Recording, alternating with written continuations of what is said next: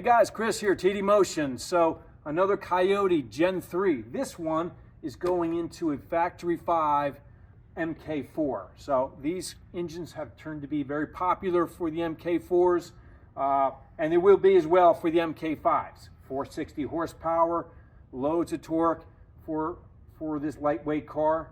We're going to package this with everything, more or less everything that you need, along with what factory 5 provides, with the 5-speed, the clutch, the hydraulics, the hardware, the starter.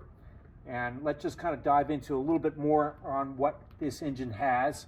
And this one is just running with the power steering pump. So they're going to have a power rack, no AC with the MK4. The alternator's been switched over to the opposite side, reverse switched.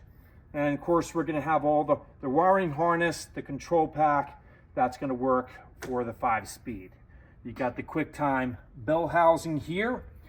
And this is just some of the hydraulics. This is going to be an internal hydraulic setup with your lines, your fittings, and the necessary shims in order to make sure it's spaced out properly for the clutch. Over here, you got a Kevlar clutch. You got the pressure plate. This is going to be a very forgiving clutch, able to handle the horsepower and torque of it. Of course, you wouldn't just want to spend some time making sure you break in the clutch. So we kind of work our way around. Over on the side of the motor, we've taken out the oil cooler. This is just on there temporarily. So this will give some extra space in the chassis. And then we go with the low profile Moroso oil pan here. Definitely creates a lot of extra space. You can see here, that's by design, has a lot of extra holes there for drainage, for maybe sometimes someone's running a turbocharger. You got the drain plug back here, and then we have the steel billet flywheel.